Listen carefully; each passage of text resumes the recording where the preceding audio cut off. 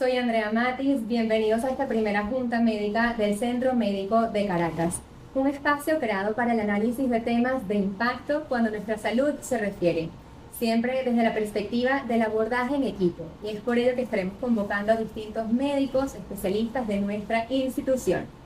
Y estamos en octubre, el mes rosa, no se nos ocurre mejor forma de comenzar que ahondando en el cáncer de mama. Y es por ello que queremos darles la bienvenida a los doctores Natalie Corso, Rafael Delgado, Fernando Budayol, Gabriel Romero y Saverio Santucci. Estarán compartiendo con nosotros su valioso testimonio y el tratamiento también que se le ofrece a los pacientes en el Centro Médico de Caracas. Empecemos con las estadísticas. Según el Colegio Americano de Cirujanos, 1 de cada 8 mujeres será diagnosticada con cáncer de mama a lo largo de su vida, más que cualquier otro tipo de cáncer, a excepción del cáncer de piel. Y también, según un estudio reciente publicado por la revista médica especializada Journal of American Medical Association Network Open, las mujeres jóvenes estamos cada vez más en riesgo de padecer cáncer de mama, aunque las mujeres mayores de 50 años son quienes están diagnosticadas con más frecuencia. La primera pregunta sería, ¿estoy en riesgo de padecer cáncer de mama? Todas las mujeres están en riesgo de padecer cáncer de mama en algún momento, ya tú lo dijiste, 1 de cada 8 en algún momento de su vida tendrá un cáncer de mama. Las mujeres menores de 40 años tienen menor riesgo, aunque también depende de cuál es su carga genética. Sabemos también que el 15% de los cánceres de mama tienen relación directa con su carga genética, pero solamente el 15%, el 85% no tienen relación con esa carga genética. Son simplemente causales, ocasionales, son tumores ocasionales. Ahora, si una mujer menor de 40 años, su riesgo es de 227, 1 de cada 227 mujeres menores de 40 años puede tener un cáncer de mama. Pero ese con el tiempo va a ir cambiando. Se calcula que para el 2030 va a ser 1 de cada 185. O sea que sí, eso ha ido cambiando con el tiempo. Importante entonces hablar sobre estrategias de pesquisa oncológica, doctora Corso. Por supuesto. Y dentro de la pesquisa oncológica sabemos que el método de elección que ha demostrado que realmente ha disminuido tanto la incidencia como ha mejorado la sobrevida es la mamografía, sobre todo la mamografía digital, y todavía más avanzado método que se está utilizando hoy en día y que afortunadamente nosotros acá contamos con él es la tomosíntesis. Bien. La tomosíntesis nos permite ver lesiones milimétricas, distorsiones que son lesiones in situ, cánceres muy pequeños que con otro método no lo podríamos detectar. ¿Y eso en qué redunda? En mejorar la tasa de sobrevida y la posibilidad de curación de las pacientes. Esa creencia que teníamos antes de que tócate y eso te va a salvar la vida, eso todos los que estamos acá sabemos que eso no es verdad. Porque ¿qué sucede? Que el día que ya tú te tocas una lesión, ya no es un estadio incipiente, ya es un estadio avanzado. Entonces puede ser que te toques, maravilloso, está bien, para que conozcas tu cuerpo y puedas detectar una anomalía. Pero no hay nada que mejore la tasa de sobrevida que tu mamografía anual de pesquisa. Así es, repetirla además cada año después de los 40, Exactamente. muy importante. Ahora, en caso de que el diagnóstico sea positivo, hay muchos protocolos para las soluciones quirúrgicas. ¿En qué momento se decide operar y en qué momento más bien se tratan otras estrategias antes de ir al quirófano? El momento de operar va a depender básicamente de varios factores. Puede ser el tamaño tumoral, si hay algo comprometido, si hay metástasis, la edad de la persona, las condiciones generales de la paciente. Y en base a esos datos, uno puede decidir en un momento determinado, aparte de otros factores de riesgo, tomar la decisión de operar en ese momento o no. Como puede ser en unos casos que hay que darle quimioterapia antes de la operación, o como se llama quimioterapia primaria o neoadyuvante. En esos casos, hay casos específicos en el cual uno debe comenzar con una quimioterapia, como puede ser un caso que sea inoperable, un tipo de carcinoma inflamatorio, un cáncer que ya de entrada tenga ganglios en la axila comprometidos, conglomerados ganglionares, cuando hay ganglios en la fosa supraclavicular, o cuando hay tipos de riesgos tumorales adversos, como puede ser que expresen el tipo de tumor ER2 o triple negativo, lo que llamamos desde el punto de vista histoquímico, o cuando ya sabemos que va a estar demorada la operación, que no podemos operar en un tiempo determinado, por ejemplo en nuestros hospitales, público muchas veces no hay cupo suficiente para operar. Incluso hay tumores pequeños, en T1C, por ejemplo, que sean triple negativos o que tengan expresión de receptores estrogénicos. A ese se le puede dar quimioterapia de entrada. Esos son básicamente los fundamentos para iniciar una quimioterapia. El resto, en algunos casos se pueden operar de entrada, obviamente. Ya, seguramente muchas mujeres se preguntan si es posible conservar la mama, y si no es así, si bien la salud es lo más importante, está la preocupación estética. ¿Es posible, por ejemplo, hacer una cirugía plástica para reconstruir la mama en la misma operación, o es preferible esperar un poco? Normalmente depende el poder conservar la mama va a depender mucho de la relación entre el tamaño del tumor y la mama. Si el tumor es muy grande con respecto a la mama, hace mucho más difícil conservar la mama. Hay tipos de tumores, como ya dijo el doctor Romero, que son más difíciles, porque un carcinoma inflamatorio que afecta la piel de la mama hace más difícil la conservación. Pero en general, y depende también de la respuesta de la quimioterapia. Si tienes un tumor grande en una mama pequeña y le diste quimioterapia y el tumor se redujo lo suficiente como para poder conservar la mama, uno quiere conservar la mama en ese momento. Uno trata de hacer como cirujano todos los esfuerzos posibles para conservar la mama, porque entendemos la importancia de la mama en la vida de una mujer. Entonces siempre hacemos los máximos esfuerzos posibles para tratar de hacerlo. Y hacerlo en primer momento, o sea, en la misma cirugía en la que estás operando el cáncer, puede ser lo ideal, pero eso siempre es un tema de controversia entre nosotros y no nos terminamos de poner de acuerdo en qué es mejor. Aunque creo que la gran mayoría consideramos que es mejor reconstruirlas de una vez. Okay. Siempre puedes hacer retoques en una segunda cirugía. Ya. Y siempre va a depender también de cada caso, ¿no? Por supuesto, todos son diferentes. Generalizar en estas Todos son circunstancias. diferentes. Ahora, ¿es necesario hacer un vaciamiento axilar en todos los casos, o puede utilizarse, por ejemplo, la llamada biopsia de ganglio centinela? Sí, bueno, fíjate, no es necesario hacer un vaciamiento ganglionar de rutina. Fíjate que en mastología y la historia de esta especialidad lo avala, no siempre más es mejor, ¿ok? Entonces, cada vez vamos más a cirugías más preservadoras, con reconstrucciones, como comentó Fernando, de forma inmediata o diferida, pero cada vez hablamos de cirugías menos cruentas, de cirugías menos invasivas y criterios muy bien planteados. Por lo menos pacientes con una axila clínicamente negativa, evidentemente la utilización del ganglio centinela que contamos en esta institución, podemos establecer el estadio transoperatorio de esa axila y decidir la disección axilar o no. También actualmente no todos los pacientes que ese ganglio axilar sea positivo es necesario ya hacer disecciones, es decir, vamos a preservar y disminuir las comorbilidades que puede conllevar el procedimiento quirúrgico en sí. Entonces, no siempre más es mejor, y en la cirugía de mama esa premisa se aplica. Muy bien. Y en cuanto a los hallazgos en tratamiento, ¿cuáles son? Y también, ¿cuáles son los protocolos que seguimos aquí en el Centro Médico de Caracas?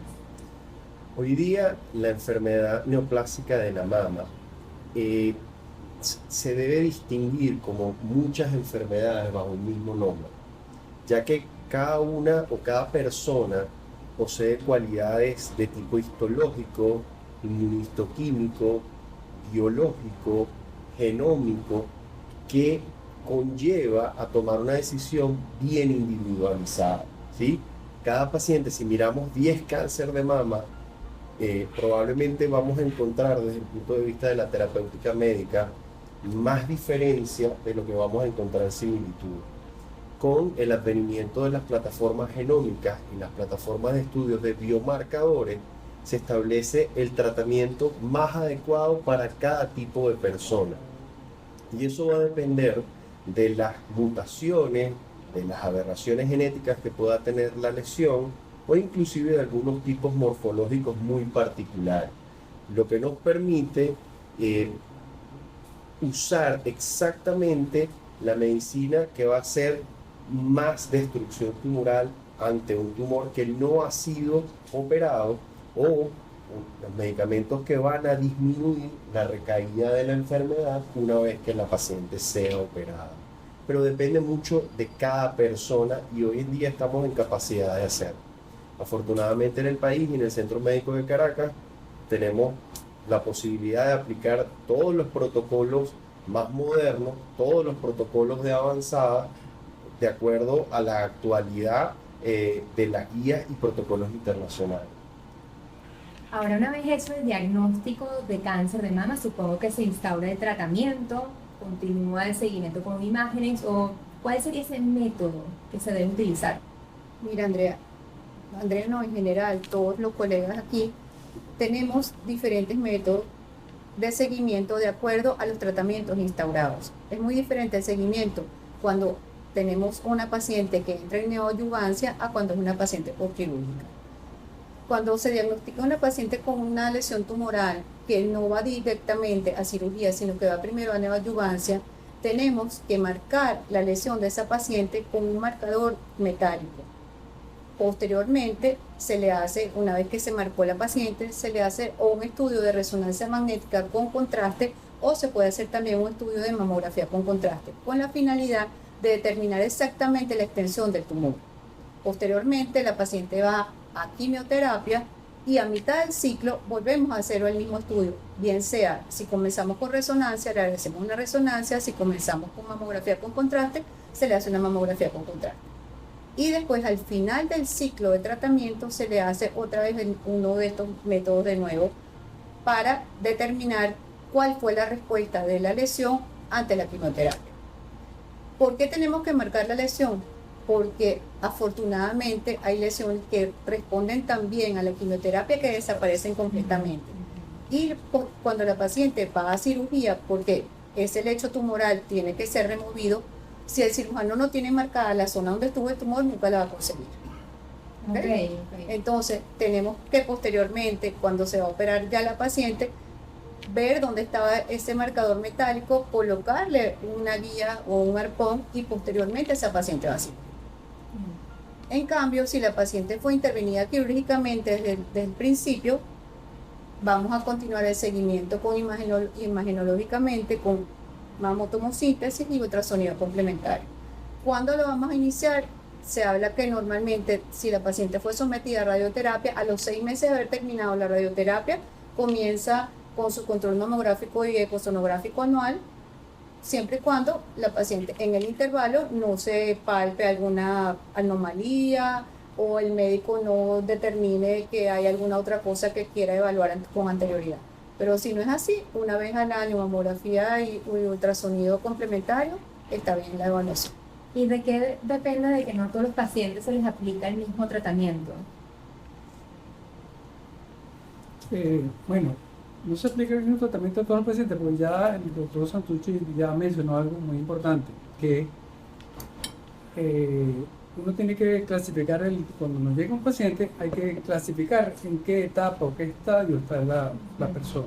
Entonces ahí la clasificación anatómica, la clasificación pronóstica, que es algo que es muy importante, si el tipo inmunofenotípico del paciente, de acuerdo al marcaje de los receptores, como receptores estrogénicos, progesterona, receptores del factor epidérmico y el KI67, que es el factor de proliferación. Aparte, el grado histológico, si hay infiltración linfovascular, hay muchos factores que uno decide qué tipo de tratamiento va a necesitar la paciente. Aparte de eso, en el momento que llega, uno lo clasifica básicamente por lo que llama uno el TNM, que el TNM es tamaño tumoral, si es T1, T2, T3, T4, depende de qué tan grande es, el tipo de N de ganglios, que es una clasificación de origen anglosajona de ganglios. Si no hay ganglios comprometidos, si hay un grupo de ganglios, hay ganglios supraclaviculares. Entonces, de acuerdo a ese, y si hay metástasis, de acuerdo a donde esa persona que en ese estadiaje, el tipo histológico, usualmente la mayor tipo, el 80% son tipos de tumores ductales, que son no especiales, y hay unos cánceres que son especiales. Uno va a tomar la decisión de qué tipo de tratamiento va a hacer. Entonces, una vez que sumamos todos esos elementos, decidimos, bueno, vamos a operar o vamos a dar la quimioterapia neoadyuvante y decidimos qué tipo de cirugía hacer. Preservadora, mastectomía radical, mastectomía total con ganglio centinela, o sea, todas esas variables que hay, y sí podemos reconstruir, porque a veces no se debe de construir, otras veces que sí. Entonces, en base a todos esos factores, uno toma la decisión, casi siempre, así como estamos ahorita, que discutimos los casos, los psicólogos médicos, los estudios radiológicos, el equipo de cirujanos y cirujanos plásticos, podemos decidir qué tipo de cirugía vamos a dirigir. Y por supuesto, obviamente la edad, Claro. el tamaño tumoral, la relación del tamaño de la mama y el deseo de la persona, porque hay personas que más bien quieren, no, quíteme todo. Exacto. Y las otras personas dicen, no, a mí me conservan todo. Sí. Entonces, claro, hay que intercambiar con los pacientes también. Conversar, escuchar, algo que me encanta del Centro Médico de Caracas es Así. ese factor humano de los doctores. Un paciente no es un número, no es una estadística, hay que justamente ver qué es lo que mejor le conviene. Ahora, me llama mucho la atención que casi todas las campañas de sensibilización hacia el cáncer de mama están dedicadas a nosotras, a las mujeres, representamos el mayor porcentaje de los casos, pero he leído muchos testimonios de caballeros quienes han padecido cáncer de mama y dicen sentirse muy solos, porque es el mes rosa, no les hablamos a ellos. Vamos a hablar entonces sobre el cáncer de mama en hombres y también cuáles son esos métodos de pesquisa para ellos. Sí, ciertamente todo está dirigido en estas campañas hacia vamos a decirlo, las pacientes, las mujeres. Sin embargo, hasta el 2% de los casos totales de cáncer de mama, dependiendo la estadística que se busque, puede ser o puede ser no, ocurre en masculino. Entonces, en los hombres pueden padecer cáncer de mama y los hombres también son objetos de pesquisa oncológica, y igualmente tienen protocolos de tratamiento que, aunque son muy similares, basados en el sexo femenino, deben establecerse.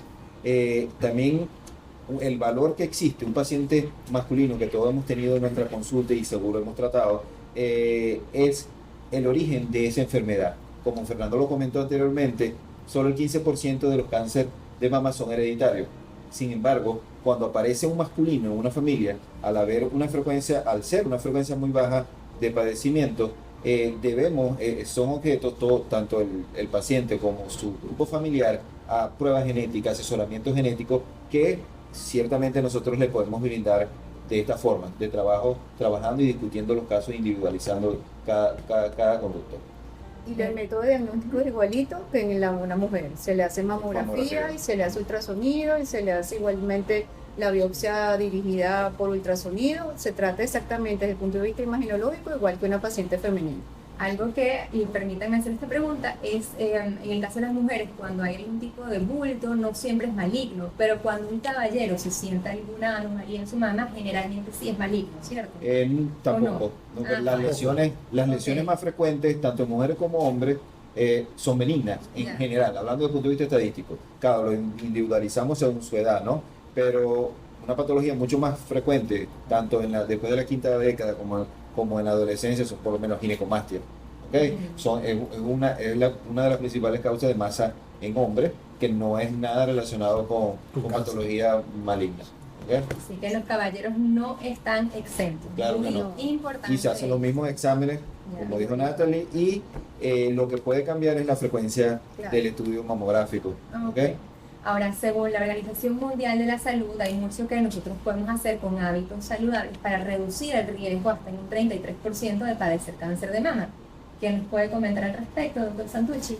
Por muchos años siempre veníamos repitiendo que el estilo de vida saludable podía mejorar la incidencia de algunos tumores malignos. Particularmente era difícil de demostrarlo en patologías neoplásicas frecuentes cuando se aplicaba a grandes estudios poblacionales. Afortunadamente, a través de la estadística médica depurada, la evidencia científica es cada vez más clara sobre factores de riesgo independientes tan importantes como los factores genéticos en algunas personas, como puede ser el sobrepeso, la resistencia a la insulina, el no hacer ejercicio, el tabaquismo, el sedentarismo, que contribuyen a aumentar de forma exponencial la incidencia de cáncer de mama en estos pacientes.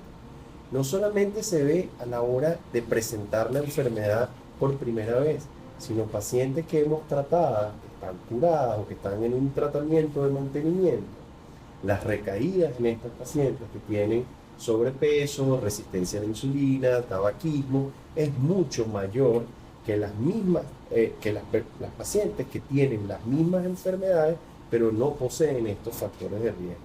O sea que hoy en día no hay la más mínima duda que el hábito de vida saludable te protege para no tener cáncer, no solamente de mama, sino de un montón de tumores, y que una vez que has padecido de tumores te protege a no volverlos a tener. Llevar un estilo de vida saludable está recomendado para vivir mejor durante más tiempo y no solamente, como bien lo dice, prevenir el cáncer de mama per se, sino una gran variedad de enfermedades, patologías. Pero para concluir, me encantaría escuchar a cada uno de ustedes sobre algún mensaje final, sobre qué debemos hacer las personas para, no se puede hablar de prevenir el cáncer de mama, pero para minimizar el riesgo de que se detecte en estados avanzados. Doctora Corson, empezamos con usted. Bueno, sin lugar a dudas, lo que tenemos que hacer es que la población entienda que tiene que hacerse su mamografía de pesquisa anual. Ese es el único método que realmente ha demostrado que baja la incidencia y aumenta la tasa de sobrevida. No hay ningún otro método que pueda tener estos mismos resultados. Entonces, concientizar que una vez al año te tienes que hacer tu mamografía. Una mamografía de buena calidad, una mamografía hoy en día que no sea digital, no se debe aceptar. Eso es importantísimo. Ningún médico puede aceptar hoy en día que le llegue a su consultorio una mamografía que no sea digital y que sea de buena calidad e informada por médicos que sepan. Y por eso que a principios de año me hice con usted la tomosíntesis, que es una mamografía un poco más integral, ¿no? Así que hay que ver la mama por todos los cortes. Claro, porque la tomosíntesis es una mamografía digital mucho más avanzada. Claro. Te permite ver como la mama en rebanadas, Exacto. entonces no se te pasa ninguna lesión por muy pequeña que sea. Y eso es sobre todo útil en pacientes jóvenes con mamas densas. Doctor Romero, ¿cuáles serían sus Sí, palabras? yo diría que gracias a estos estudios digitales, estos estudios mamográficos de alto nivel, se logran unos diagnósticos precoces, pero lamentablemente aquí en el país la gente consulta relativamente tarde, o sea, solo un 30% de los pacientes al sumo son tumores precoces. El resto de tumores de gran volumen van a requerir de entrada una quimioterapia inicial que se llama neoadyuvante. Entonces, hay un mito en relación a la quimioterapia. La gente tiene pavor, le tiene miedo a la quimioterapia, y resulta que con los métodos, la forma como se da y las drogas que existen que compensan el efecto de esa quimioterapia, es bastante bien tolerado, excelente bien tolerado.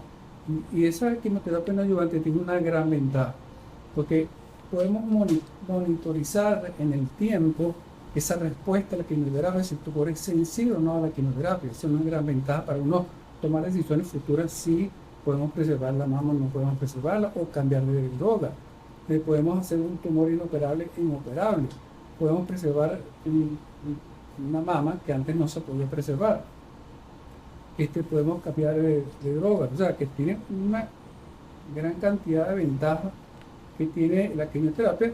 Quitarle ese miedo, ese un mito que hay de un temor de recibir quimioterapia, y más aún ahora que hay, una vez que termina el tratamiento de quimioterapia, hay drogas nuevas, que es lo que se llama inmunológicas, que son de gran utilidad, que están hoy día, lamentablemente son muy costosas, pero que han cambiado la revolución de la medicina. Yo pienso que gracias a los oncólogos médicos nos han dado ese apoyo adicional que requiere el paciente al final del tratamiento, y tienen un futuro extraordinario. Haremos una próxima junta médica al respecto. Muy interesante ese tema.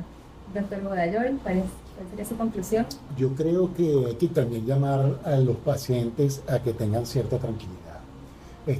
Ya lo dijo el doctor Delgado, no todos los tumores que el paciente es capaz de tocarse son cáncer. Y muchas veces la paciente se toca algo en la mama y no acuden a la consulta por temor. O sea, el miedo no es exclusivamente en el tipo de tratamiento, sino en el diagnóstico que vamos a tener. Entonces, es muy fácil encontrarse pacientes que tienen un tumor, que vienen con un tumor sumamente angustiado y es un quiste simple. lo punzas, lo drenan y se acabó. Entonces es más fácil acudir al médico que quedarte con la duda. La gran mayoría de las cosas que una mujer se va a tocar en su vida no son cánceres. Entonces debe acudir al médico. Ese yo creo que se debe empezar. Muy bien. Doctor Santucci. Sí, reforzar la idea a nuestros pacientes que acudir al médico ante la duda, ante cualquier hallazgo, es fundamental. La forma de mejorar la mortalidad por el cáncer de mama es el hallazgo temprano de la enfermedad. La forma de garantizar la cura de la enfermedad es el hallazgo temprano de la enfermedad. En mi área particular, hoy día contamos con múltiples tratamientos.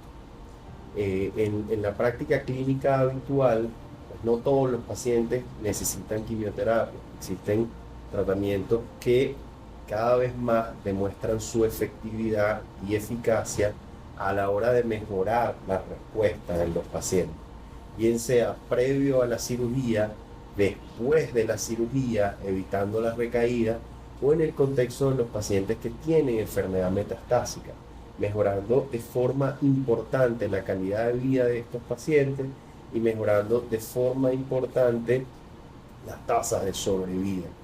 Afortunadamente en el país contamos con los medios para diagnosticar y escoger qué tipo de paciente va a necesitar qué tipo de tratamiento. Y esa especificidad, ese tratamiento hecho a la medida, como el sastre, es lo que nos permite mejorar la calidad de vida de nuestros pacientes y mejorar todos los parámetros oncológicos.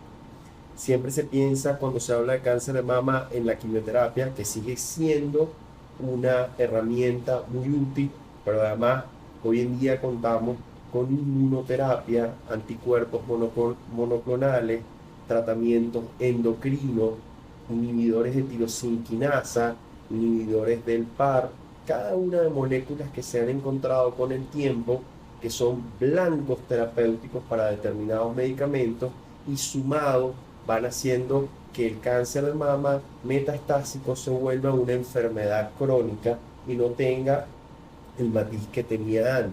Y asimismo en las enfermedades pequeñas o en las enfermedades localmente avanzadas, avancemos hacia mayores tasas de curación.